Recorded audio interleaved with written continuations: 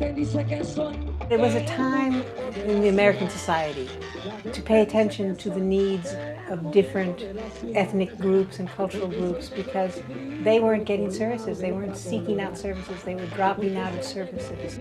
I think public mental health was adequate, bureaucratic, and okay in a generic way, but in terms of meeting people where they were culturally, it wasn't there.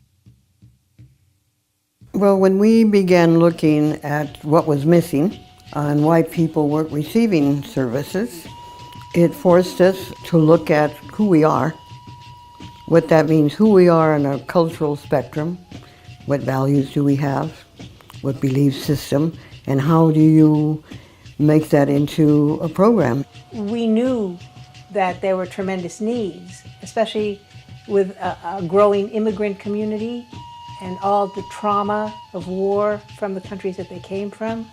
To get people to open up about their lives, about what their needs were, you really needed to do it within a cultural context that made it feel safe and familiar.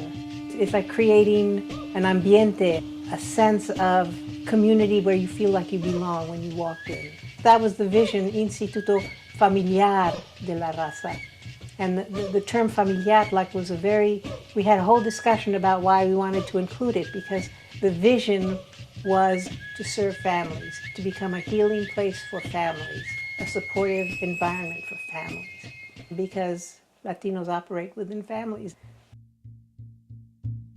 The three kind of guiding principles and philosophy of the Instituto has been, one, a relational concept that we call in Lakesh, Otro. And it comes from ancient teachings that are thousands of years old. And it's the wisdom of our community to understand that our relationships are really meant to be in balance, to create healthiness in us and to connect in healthy ways towards each other. Our other philosophical approach is la cultura cura. It means that there are inherent value and strengths in our culture.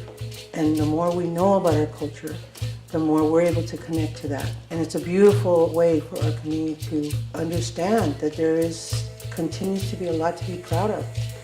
It also speaks to the fact that la cultura cura means that it's transformative, it changes. Culture is not stagnant.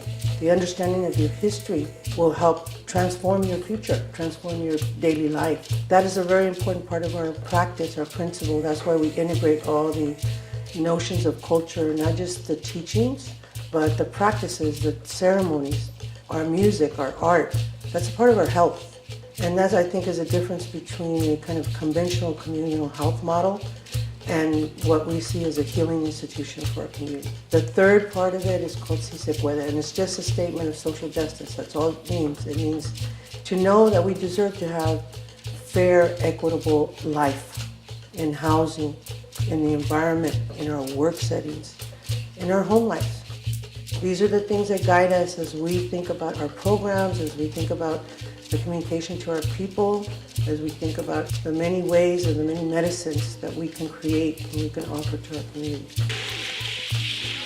I would like to see the Instituto continue with love and dedication, and to have people there who really want the best for a community, so that we truly work with hermandad, right, with humanity and with sisterly, brotherly love for each other.